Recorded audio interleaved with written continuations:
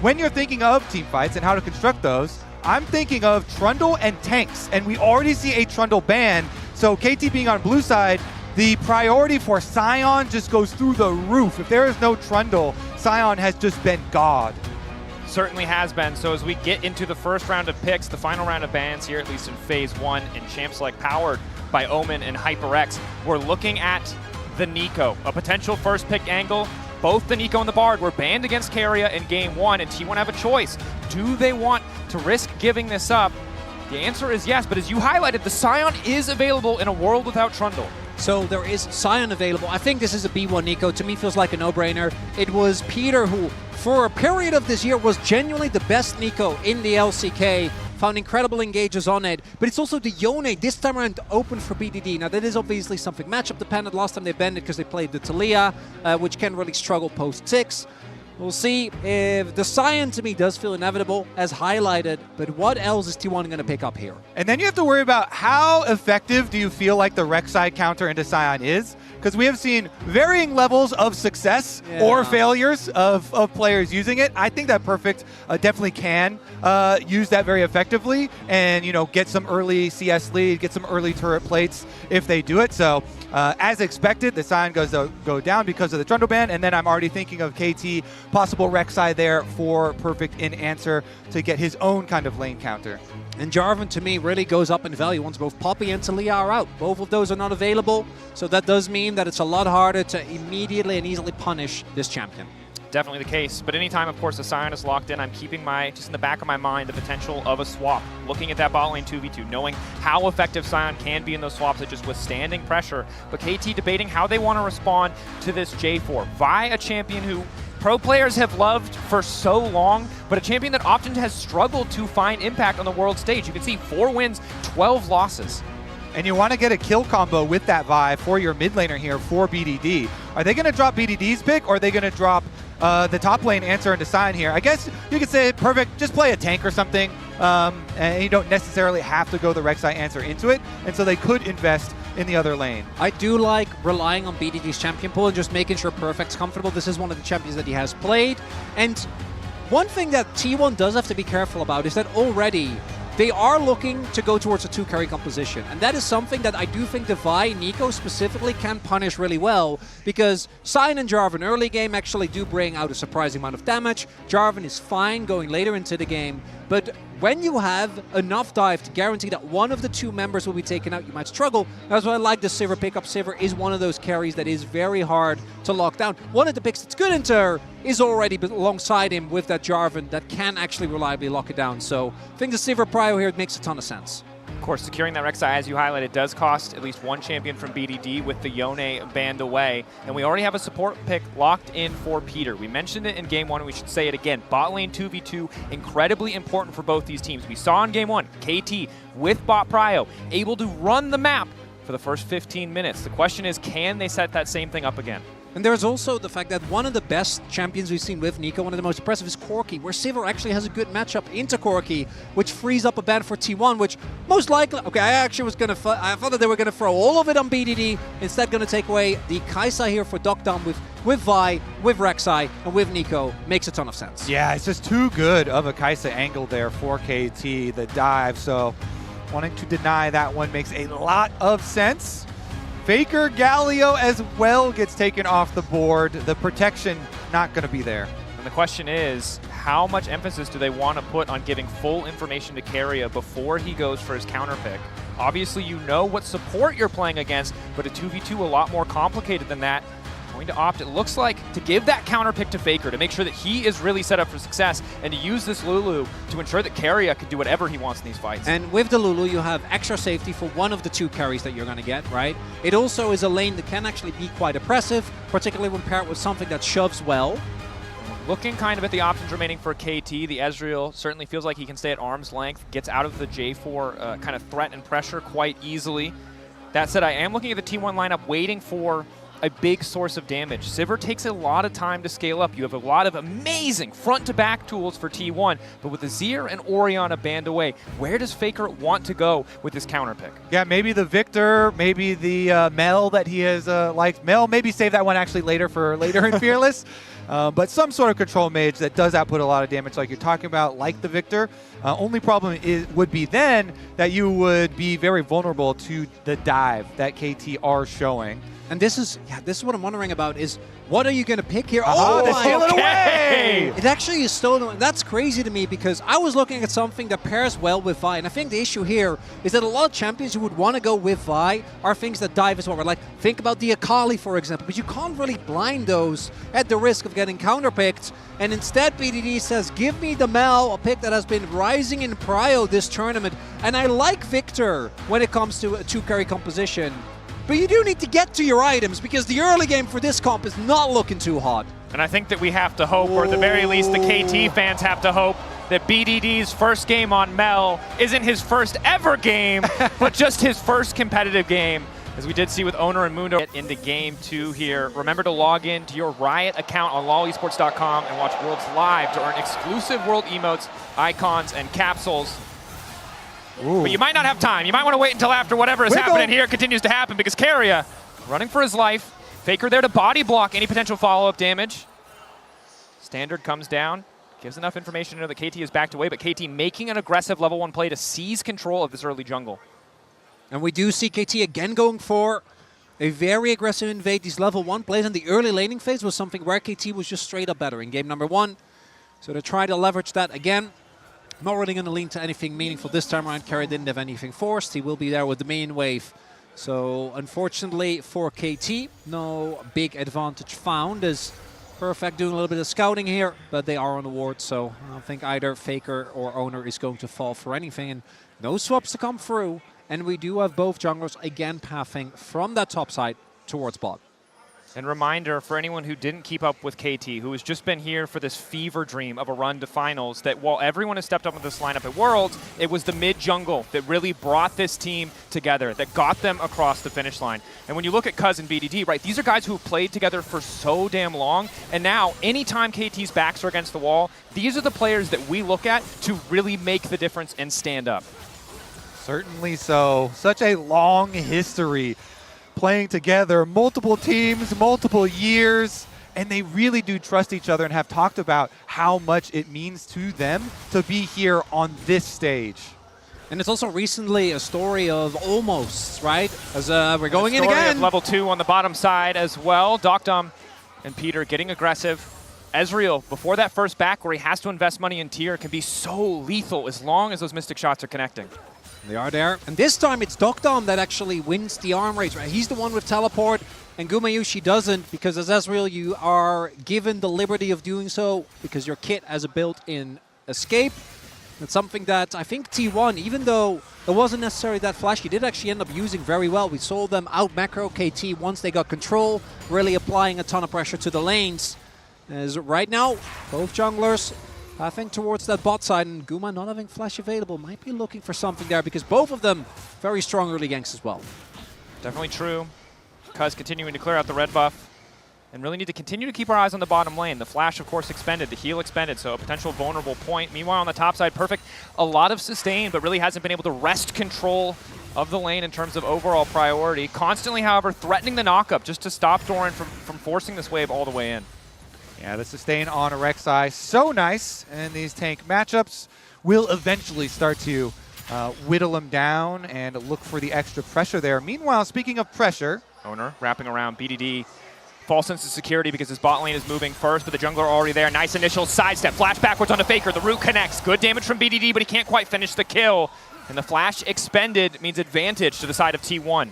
You'll take that if you're Oner. That means that once you hit 6, that is a Mel without an escape. If you do find your ultimate, BDD will be able to maintain his pressure on this lane, but he does have to pay for it heavily. and the critical part is that T1, they don't overextend the play because Cuz and Peter were on the way Guma there, and now lane. they're looking at Guma. KT getting aggressive, just knocking down Gumayusi, taking first blood as Peter flawlessly turns into the Canyon minion to eat countless tower shots. We've seen this so many times, and it actually does get old seeing that happen again. Nico turning into the cannon so you can get that passive. I'm right there with you, Kobe. It does get old. You can just keep tanking tower shots. This one wasn't too egregious because Didn't have to take quite as many, but they pull off that play. And this was, again, Peter and Cuz playing together. They had linked up and they were looking to counter the mid play. Then after the mid play, they just turn their sights, wrap around towards bottom side of the map, and they find the value there. Now T1 resetting, putting Guma on the top side, knowing that he needs a bit more time. This is one of the downsides of Sivir. We know her to be this wave clear machine. She can take control of mid. She can empower these dive threats, and she can be a late game carry. But early on, if she falls behind, she doesn't do a lot. T1 trying to get some more resources in Gumayusi's pocket, trying to give him time to stack the coal so that he can be relevant in the fights to come. And KT are off to another good start here. And for them, I imagine coming in, Scores has talked to them to. The early game was great. A lot of the things there went well. We're able to generate a lot of leads across the board. Early dragon stacking plus the grubs, but it was actually following through and not giving T1 any opportunities. We know how much resilience this team has. We've seen them do it again and again and again at Worlds. As a little bit of damage on the door, but he's silent in a 1v2, so he'll be fine. So for KT, that's my test. The objectives early, I trust that they can get, but can they actually keep that pressure up? And this is one of the advantages of the Scion, right? No real hard CC to interrupt the decimating smash here in that bottom lanes means Perfect can be more at risk when he steps forward to clear. Luckily for him, however, Gumayusi is behind. There's not a lot of damage threat there. And it's Peter playing with fire, roaming into T1 jungles, giving perfect information to Cuz. Oner might have a false sense of security here, doesn't have information on Cuz. Peter now committing a little bit more. Q over the wall, the vault breaker, immediate route to follow, but Oner going to flash to safety, uses the smite to secure the grubs. Would you say worth? I would say definitely worth. I mean, Peter and Cuz, again, we keep on highlighting. No, for Oner, because he got Grump. Yeah, come on, Kobe. You're a jungler. I'm going to go, yeah, sure, I'll go worth there for Oner, flash for Grump. But honestly, highlighting, Peter and Cuz once again, doing the setup work there for the jungler to come over, and we'll see. Can they actually punish? And actually, yeah, I love this from T1 because last time it was KT that were set up early in River where they were able to generate some big leads. This time the trap is the opposite. Perfect has made his way onto Guma, but just doesn't have the damage yet. Not enough items yet to actually friend this Sivir, but does get the barrier. Crucially does get that summoner. It is a small advantage, but it could matter in the next few minutes. T1, as you highlighted though, get the initial setup, get the initial vision down, so know that they're safe here to take the first Drake of the game. KT with a small gold lead, but T1 balancing it out with this Cloud Drake. Cuz on the top side means no contest to come through, and T1 doing a better job of not giving away too much control in this game too. Dragon secured in the aftermath, and now you also get your level 6 here for Oner, so we'll see if they can actually apply that pressure to the mid lane. They did burn BDD's flash, but look at it, it's almost back up here, a quarter of the way to go for BDD, and Cuz is doing the work to get him some extra vision around mid lane, try and bridge that extra little timer, the window where you would be vulnerable to a J4 ultimate. Might have also been the reason why KT, they really didn't want to commit to that fight, because if Oner just ults onto BDD and Faker gets on top of him, like, what do? There isn't really any counterplay for the Mel, who again likes to play at range, slowly stack up that passive. Ultimate is available for BDD, so that execute might end up being valuable in the fights to come, and there is that stolen eco. I think by far the best out of all of those, unless you really want to go for a very specific play with like the Vial. But generally, that Nico ult gets so much value. Silas has many ways to get on top of his opponents. Between his rocket belters, there he goes. Middle onto Peter, catches the real target. Keria there for the follow-up. Flash out from Peter, forced to use the heal as well. And of course, while he's really far away from that ultimate, not having that for the fight when he finally does, that flash is going to be critical. Yeah, double summoners off of the Nico, off of Peter could be very big. Is going to mean that KT will start up these grubs though, and Peter heals up off those honey fruit. And Faker doesn't have his ultimate available, so that might be the reason why T1 is a little bit hesitant. And also this time, their skirmishing just isn't quite as strong, right? In the previous game, I think that they had so much power there. BDD. Not quite the case here. Getting aggressive, access to the golden clips is there. Wants to reflect a bit of the damage back onto Faker, but not quite in kill range yet. Crucially though, Faker no flash because of the previous play. Cuz still does have access to that ulti as we hear the farm alarm on the top side. Doran there just in time to clear out the wave. I like it. You know, we're setting up some of these early fights. or really, I wouldn't call them, for the LCK standard, these are fights. Yeah, it's fair. You know, Early for me, fist fights, an absolute yes. bloodbath. Yes. 1 kill at 9 minutes. I'm glad you guys are appreciating it with me. That's very nice. But we are seeing less a war, more of like a telecom skirmish, telecom scouting mission. A telecom polite, discussion between you two. Oh, you will take dragon? We will take grubs. That's very nice. Thank you very much. Deal. Honestly, though, I think we might be in for a long stretch of farming for Guma. Yeah. You talked about it earlier on. The Sivir here does need multiple items to really have that extra pressure, and the team is built around a Sivir Lulu comp here. While there's possibilities elsewhere. Nice side step from BDD, just barely able to get away. Vault Breaker coming in for Cuz, opts not to flash. The turn back from Oner is solid. Faker now on the way in himself, trying to use the Golden Clips to keep things going. The Ezreal ulti across the top. BDD grabbing one. Faker will turn it back, but he's under the tower, and it's Cuz to take him down. And it's the subterfuge from KT. Cuz actually spotted that Oner was there. So BDD says, let's go for the play. He's ready to make sure that Oner and Faker don't get on top of him. And once they do, they're too close to the turret, and it's a big win for KT. Yeah, nicely done by BDD, flashing under, and then roots Faker under the tower so that they can get the 2-for-1, get the 3 kills here for the feats of warfare in the aftermath. And this is even with the beginning of the play is actually quite nice from Oner, because he uses his unstoppable from Jarvan ultimate to avoid the CC from Cuz as he comes back in. But then Faker into the tower range, and BDD is able to at least root him before he goes down. And it's BDD starts it up with a 2-man root, and then also is the one that secures it. And for me, nothing tells the story of these two players together more than Cuz like, BDD, I'll flash. It's fine. I'm going to set you up for that kill. I'm going to make sure you get your execute, and I'm going to make sure that we win this play. And while earlier on we had about 1,000 gold lead for KT, it hadn't resulted in any major item completion, so the game still felt close. But now it's Cuz with the Sundered Sky ahead of schedule, ahead of the next Drake in 1 minute, and that is a massive early game spike. Cuz, again, I mean, he started last game with a really early spike as well. The Wukong, lots of early money, got to the Trinity Force very early on, and it just came down to the Dragon fights where T1 were able to turn around. This time around, though, since they're running the Sivir, and we do kind of project a longer term for T1's kind of attempts at the turnarounds, this probably should be KT with some really comfortable setups. Look at how deep their vision is on the bomb side of the map, and attempting another dive. He's low, but reinforcements, I think, will be on the way, and it looks like the wave isn't in a position for them to actually make it happen. As perfect. I'm a little scared there, but Doran can't clear the wave in time. But Faker being this low does mean that Prio is there for KT. Does have TP, but they're not letting him. No mana for Doc Dom, still advancing forward, knowing that he has Peter behind him to cover. Will now retreat. Tension starts to fade, top side, the TP coming back from Doran, checking in on the sums. Obviously no flash for BDD, no flash for Cuz. Oner's flash available, could be big in the coming fights.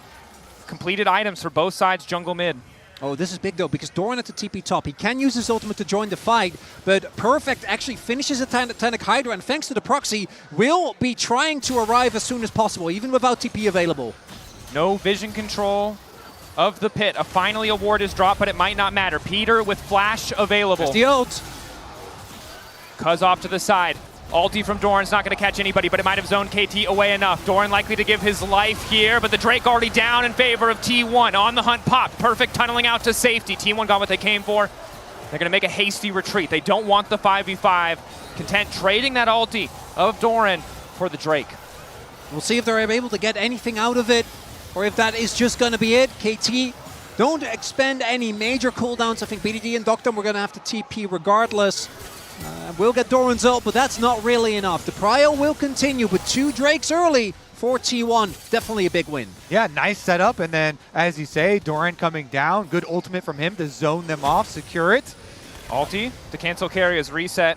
Doctor, I'm going to push one more wave. Likely has the Trinity Force in base, but just wants to deny a few more resources from Guma, who has done a good job of evening out what was an early game deficit. Has picked up the Essence Reaver, can essentially infinitely wave clear in mid if he's able to access that creep wave.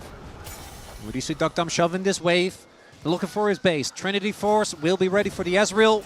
1 item spikes to come through for every member of KT. Close to for T1 as well. Really only waiting for Doran. Neither support has that yet, as in about a minute, this Herald fight, I think, going to be a big breaking point. And we'll see if T1 needs to fight out Do again want to echo T1. I don't think need to fight this, but knowing them, I think it's fairly likely that they will. Would be fun to watch for sure. Trinity 4 Spike for Doctum, definitely very big here, so we expect KT to go set up towards that side of the map fairly quickly here. Only 45 seconds left on the clock, so they're going to transition their extra resources over this way. Doctum and Peter here first control the mid wave, and then wait for Cuz to rotate. Keeping good pressure, of course. That Trinity Force completed is big. Hard for Guma to step up, even with the shielding that Keria can provide. Luckily for them, at least, Guma has the red buff, a bit of extra sustain. The battle over mid-prio has begun. Remember in Game 1, it was Guma on the lethality bars, infinitely pushing mid-waves that made so much of KT trying to advance that lead feel pretty impossible. This time it's Doctum that can do it in the 1v2, right? Being Ezreal, being really hard to punish. I also want to echo, last game it was the Poppy. This time for Keria, on the Lulu, offensively, he doesn't get to have nearly as much agency, but he can kind of fulfill the same role. And Cuz is currently sitting on the biggest individual lead we have in the game. If he goes in too aggressively and he gets hit by either the Poppy W, he gets ulted on, and gets knocked in the air by a wild growth, he needs to be very careful about how he picks his fights because, again, T1, there's only 2 big carries, but this early on, the damage is still there as BDD. BDD potentially caught out, layering into CC a little bit off. BDD unstoppable for a brief moment, ready to use the ulti, but Faker is stolen, one away. The goal in the clips with the follow-up is there from Peter. Makes it a 1-for-1. Vault Breaker coming in. Faker just CC'd for an eternity. The Kingslayer healing not available in time as Cuz is on a killing spree. So T1's idea was to make the quick play before the Rift Herald fight, but KT, they close the trap, they get 2 back for themselves, and the teleport from Doran does signal they want something. I need to be Doran here. careful. Tower going to fall. Likely not enough damage to kill Doran, but at least zoning him away as they set their sights on the objective. Herald already started. Cuz will secure it uncontested. I did get tricked by Peter being Mel there. I'm like, oh, a good amount of... No, they don't have damage. The play still works out, though, very nicely for KT. They get Doran's TP, they're able to get topside turret, and Herald, this time there's no Talia in the game. That mid lane turret feels like it's sure to fall, and whereas last time KT wasn't able to actually break the game, it feels like this time they're closer than they were able to in Game 1 as this turnaround and the reinforcements for KT were beautiful. Again, T1, they want to go after BDD. They want to take down the star player there for KT, but it is the rest of the team that assembles and they get there in time. T1 knew that KT were trying to do vision setup work over by the Rift Herald, so they knew they had to make that play really quickly, but being unable to do so means that not only do they lose the extra kill, but they also lost the objective, so now Rift Herald Eyeball in Cuz's inventory will allow KT to really press this lead. That thing basically is going to guarantee you another tower, and they can truly open up this gold lead. Oner doing what he can with the standard to regain control of vision. And I gotta say, BDD has been really solid on the Mel. The use of the rebuttal to buy time has made what should be an easy kill combo of this Jarvan paired with the Sylas really just take far too long to finish off what should be a very vulnerable control mage. And when Faker and Oner are trying to attack him and they dive these towers, he's getting roots off on them under tower aggro. Of course, Cuz is the big beneficiary when it comes to those kills, though. 1.2k individual lead, BDD from the assists, and a bit of a farm advantage. Holding on to a decent lead of his own, has opted for a bit of healing reduction. Going to make things that much harder for Oner and Faker as the charge comes through.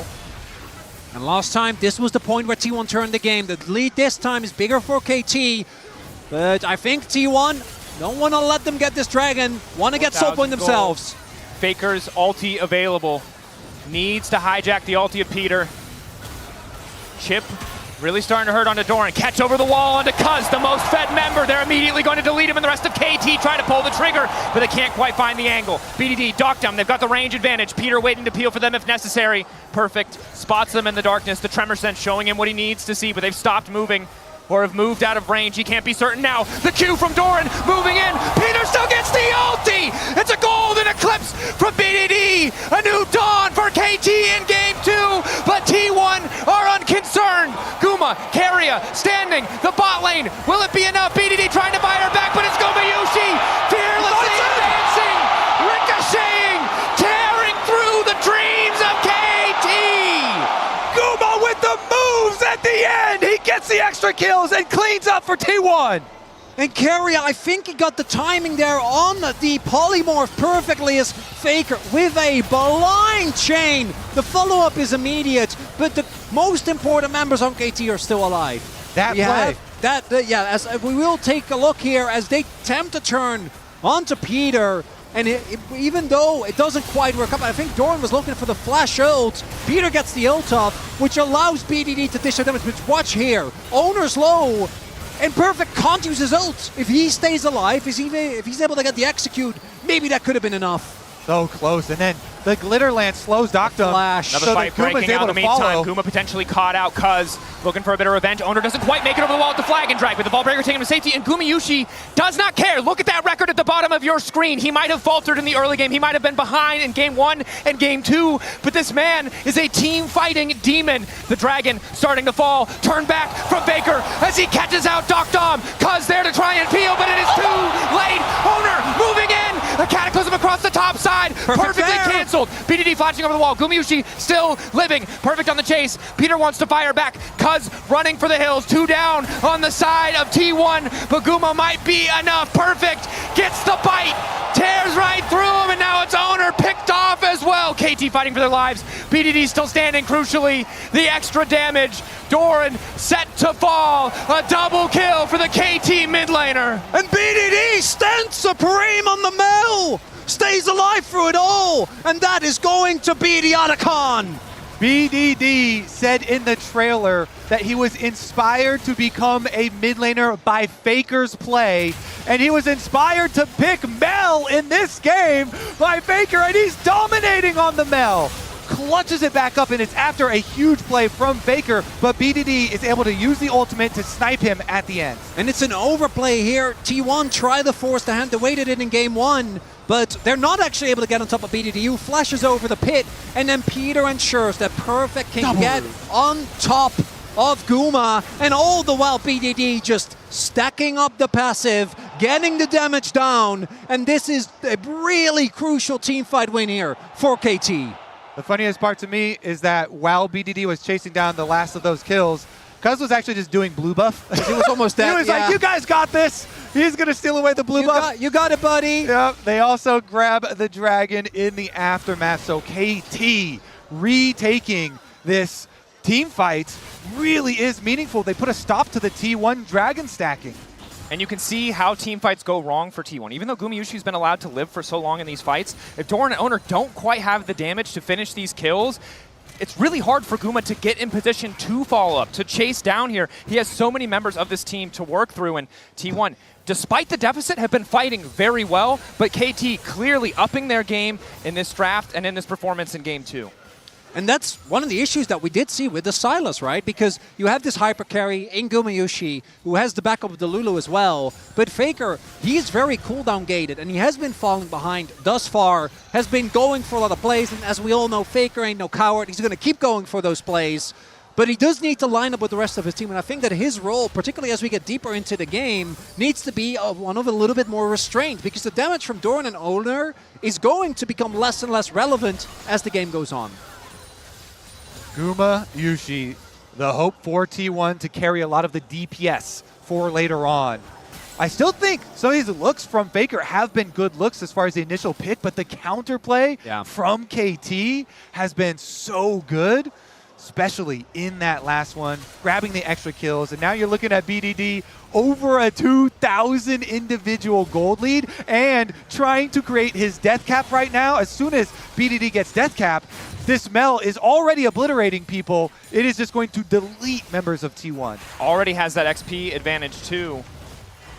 And this is something that it's just going to make the game so difficult for T1 because, yes, diving on the Mel is good, but if you make one mistake, we've seen he's already able to turn these fights with his damage, and that number's only going to be going up. We're also seeing the lack of mid lane turret actually being really rough for T1, right? You need to play so much safer, especially because your support is Lulu.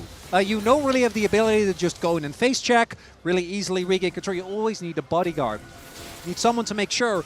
And this is, for me, also a great opportunity to really shout out Perfect, because I think his we've seen, as we highlighted coming in, Rek'Sai has been both great and very mediocre. I don't think thus far he has been able to find the backline axes as Cousin Faker wants teammates going to take a glance at one another. Nothing's going to happen now. But the Otacon already taken by KT. Their next site's going to be on either the Baron in a minute or that Dragon. Second Drake for them. Coming up at about 2 minutes. Neither side at soul point quite yet, although T1 certainly would love to be set up for it, especially with that Sivir just continuing to scale. How durable those team members can become, but Baron, more important, 43 seconds, perfect, trying to push in this wave. A lot of damage to finish that tower up, and now makes it pretty easy. It's just such a goofy champ. It is. You want a fist fight, he just tunnels away. I just hope that jungle Rek'Sai doesn't get nerfs for all this top lane Rek'Sai. This is what you have to accept. That was Hey, getting It's from the pros. it's collateral damage, Be Chovy. happy that she's played, okay? Having a great time, I am. No, no, no. tunneling away, getting No. the turrets. That's how Kobe felt about Volibear, and then look what they did to Volibear. It got nerfed. You want to talk about it? I do No. not. What I want to talk about is what you guys brought up earlier, and it is the supporting cast for BDD on this team, because it is so heartwarming hearing the interviews from all of the KT members talking about how they want to perform well for BDD so that he can shine the brightest. Peter especially talking about he really wants it for BDD because BDD deserves it. And so we've seen a lot of, the Nico play, him still just getting off Nico ultimate as he's about to die, trying to get these setup plays. Those double roots between him and BDD have been very critical. Now, though, Doran is looking at Doctom. Doctom, unaware of the Scion, but knows that he has relative safety. Oh. Has to be careful about walking forward towards that brush. And it's- Doran, perfectly placed and baited. Doctom, far too confident. Doran lying in wait makes Scion look like an assassin here. Walks into the charged up Q, and that is the perfect play. Such a good sell there as well, but KT, they're turning the tables on Forcing. them! Quiet. Want to start the sneak. No. Quiet. Oh, no. I think they're KT. there you go, they're aware. Now they spot it, but how quickly are they taking it? It's a Mel with a death cap. We don't know. Look at where Oner is. Now ready to turn back. But still, Cuz continues to hit the target. BDD ready to clear the wave. Doran not afraid to walk up. He knows they don't really have the damage to finish the kill. Doran smells it. Cuz 9K, but he is determined to take this objective. The blast shield keeping him relatively healthy. BDD poking off to the side. Gumayusi for now uncontested. Rebuttal already used. 4 seconds till Doctom is up and available. And he has the TP. I actually love this stall from KT. They're able to deny the soul point. Pulling away T1 from that dragon for now. Doran is going to go back for his recall. He was the one with the watchful eye staring at them at the Baron. KT, though, as you say, they're going to teleport right down to that dragon and start it themselves. And I think it makes sense that T1 gives it up, because looking at the spikes, Guma didn't have his eye, he just now finishes it, and BDD did have his death cap. So fighting just before, really your main hyper carry has that crucial throw item break point, definitely not the right call, but it's really the confidence of KT to say, hey, you killed Doctom, that's fine, we're going to put some pressure. He finishes the Serpent's Fang, which against Lulu and Scion, going to get a ton of value. And now we get to see the critical point. Can the Sivir with 3 items outplay this KT, dive plus Mel damage? Because Mel has very long range. Sivir, while she does do well in team fights later on and can ricochet and make use of Lulu very well, sometimes it is hard to play around longer range champions like Mel poke damage and Ezreal poke damage here. So have to be cognizant both of the engages from the Nico as well as dodging a lot of skill shots. And again, we're looking at Guma to be the difference. Doctom has really been kind of silenced by the attention that T1 have paid to him, by his own misstep in the mid lane. At 3 items, matching Sivir isn't really where you want to be on the Ezreal. Has gone for the Serpent's Fang, but in the face of crit itemization, it's going to be so hard to match the damage that Sivir is bringing to the table. Everyone holding their breaths for the next team fight to see if KT can turn this gold lead into a team fight victory for one of these critical objectives. Baron is on the map. Scuttle Crabs have transformed. They can pop this and then immediately clear out the rest of the vision and then try and draw T1 over. I love it when, we talk about these players, we're like, oh man, they're doing so, and then you look at the demo charts, and like, yeah, that tracks. This to me is a breaking point for the world's title. If KT are unable to actually take this game, you're going down 0-2 against the most successful org of all time. That's perfect. Will get spotted, but is Rek'Sai, so should be okay for now. But for KT, they haven't been able to really break the game. This gold lead has I think it was the highest, like maybe 4.5K. It's Yep. kind of been stymied, and it will all just come down to do you kill Guma, yes or no? And with both sums up, with a Scion, with a maybe defensive ult from Faker, if he can get that Nico ult, and Keria, it's going to be easier said than done. Absolutely. Game 1, it felt like 2 to 3K gold lead. This game, 4.5, as you said. If that's not enough to close, Yeah. you start to wonder if any lead really is. T1 have not played flawlessly. Faker and Oner over pushing a bit. It's what's given BDD this massive lead on top of, being able to play those side lanes so well. But now level 16 for BDD. He has the tools. He has the damage to carry these fights. But can all of KT execute together? Because T1 thus far in the series have just been playing the team fights better. It all comes down to this. The final series of the year for League of Legends. Can KT make their stand? They've got vision on Baron. Currently, I believe we're just awaiting the Guardian Angel completions. It should be very similar for both Oner as well as Cuz, but it's just such a huge breakpoint for junglers, both of them being the heavy engage. And so then we'll get to see at the next Dragon, the confrontation here, or if someone is able to maneuver some vision around the Baron. He's got a lot of tunnels available to him. Nothing gonna happen for now. And maybe both teams don't want to run the risk of just starting Baron, right, with the amount of damage that's available on either side. KT, though, definitely going to play for vision here, and their damage, if BDD is there with the W from Cuz, definitely can do a lot of denting to that Baron. TP up towards the mid lane, coming in from Doran.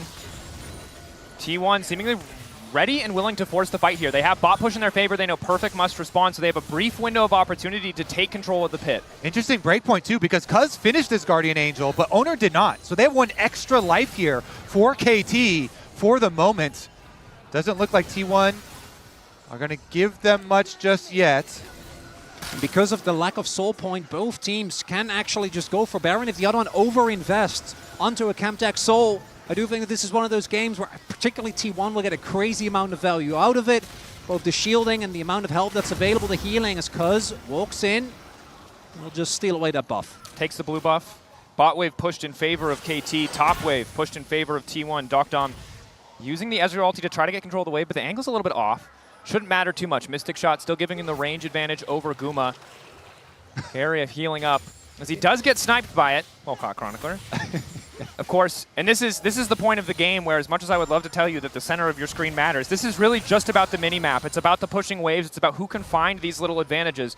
Good news for KT, getting that TP out of Doran, holding on to Perfect's TP for themselves, but they need to get more if they want to be favored in this fight. GA's done. The third item for Faker also has a stopwatch BDD. Not a full completion quite yet, as there is perfect vision set up and the waves are pushed. So KT should be feeling good about setting up this Dragon. Ooh, the Lord Doms just got completed by Guma as well. Big power boost here. 4-item Sivir. Sneaking it. Oh, they're calling the bluff. They know. Full committing. T1 now turning to Baron. They don't want to risk the contest here. Oner starting the objective. As you get into the fight, keep your eyes on the key carries, Guma and BDD. If either one falls, their team very likely to win the fight.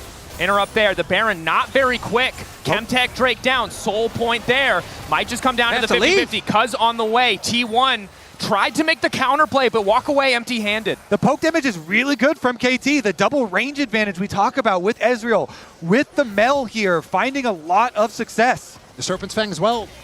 And KT just called their bluff. They're like, normal teams, they see T1 start Baron, like, okay, we have to, because you know they'll commit. But KT, cognizant of the amount of damage that T1 has, and it's simply not enough, as the soul point of this Chemtech soul now secured for KT. And really double value out of that, because not only do they call T1's bluff, Perfect also able to get some pressure down on the opposite side of the map. And this is the map play that we saw from KT in the early game of Game 1, but was sorely lacking in the later stages. That said, T1 constantly on the hunt, waiting, looking for these angles. If KT make one tiny mistake, they're looking to pounce. T1 now looking to pounce. Dokdom in the river, but he is Ezreal. Dokdom. Pass over the wall. Peter looking to make a play. Lockdown on to Faker, looking to turn it back. Root is connected as well. Faker's been caught. Buys a brief moment with the Seekers. The rest of T1 retreating. Perfect buying a bit more space, and the tunnel over the wall. It's a heist. He buys the time to take Faker down. Doran with a decimating smash. Peter on the chase. They'll only connect onto one, but it's enough to start the fight in their favor. Gumayusi untouched, but he's now also not able to do any damage. Cuz keeping it going. KT pushing into the jungle of T1, zoning them away from the Baron as they set their sights on that Red Bull Baron power play. They win the critical fight. They find Faker. They get the advantage. And Perfect is able to escape. Wait a second. BDD flash. Doran forced to flash back over the wall. Sidestep on the decimating smash. Peter there to cover. Guma can't push for anything else. Doran getting chunked out. That's the ulti to seal it. BDD going godlike. Guma alone in the mid lane. Objective slowly falling. Oner zoned off. Perfect there with the knockup. Needs to lock it down. Oner's not going to have a chance. KT, it takes some time, but they take down the Baron. In the last game, KT went for a couple of team fights. They didn't go their way, and they didn't get to play the video game. This time, it's restraint. They're waiting patiently, find the opportunity that they needed, as it is the catch onto Faker that sets it all up. Exactly, the route into Vi combination gets his Zhonya's early, and then here, Perfect at the back.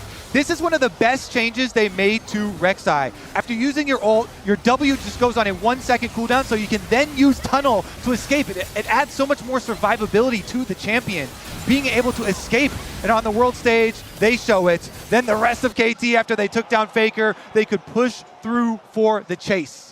I love as well there, because maybe I think the rest of T1 could have gone for a play to try and save Faker if it wasn't for Peter also holding the angle there. You can't just walk past the Nico because Peter held his ult, and now the Red Bull Baron power play for KT, 8k, 9k gold lead here, 35 minutes in. Guma incredibly far ahead, 4 items, has a bit of lifesteal, can clear the waves, but the range, the threat that KT can bring with the Ezreal, with Mel from BDD, 11, 3, and 3, 3,000 individual gold lead. His first competitive game looking damn good. Faker going golden. The second the chains miss, he doesn't want to push for anything else. Ball break over the wall from Cuz, ready to go, but he's not going to overextend because the mid lane's already falling. KT taking their sweet time with this one, knowing that T1 have one shot to turn this back in their favor.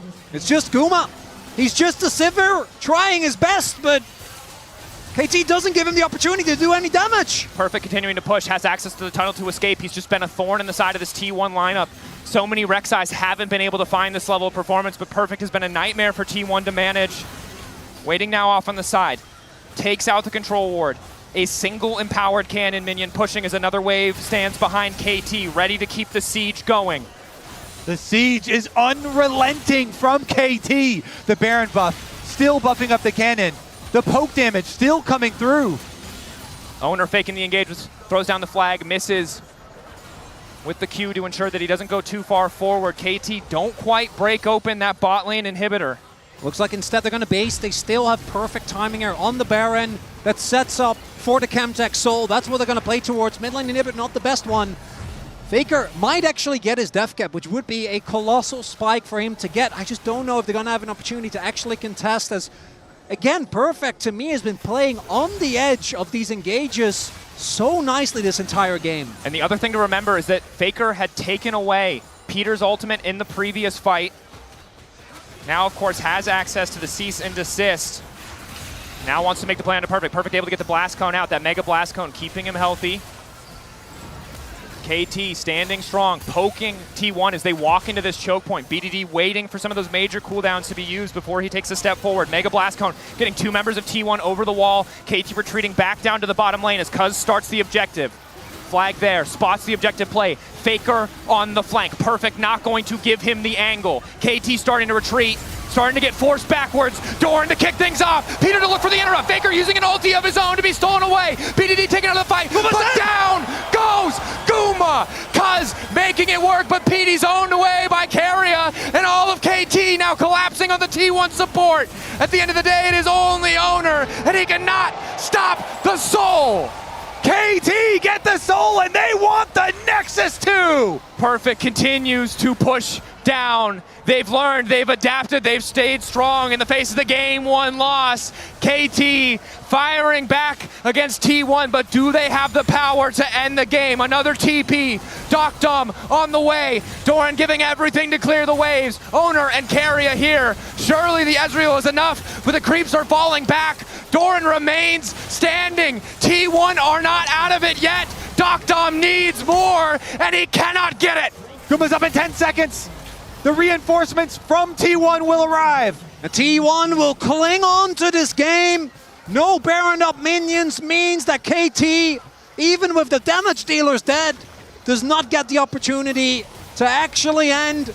And T1 battered, but they'll get one more shot to try and deny KT a chance to equalize the series. The roller coaster keeps going up. So look at BDD trying to kite Oner and Doran on the bottom side. Meanwhile, Peter had the massive engage, which allowed Cuz and Perfect to go kill off the Sivir. And with Sivir taken out of the fight, really the only one is Faker, and he was caught by that counter engage. And with even BDD going down, doesn't matter if you don't have your own damage dealers. As in about a minute, the Baron will come up, 2 inhibs are down, and KT looking to equalize the series here as Dokdom hits full items.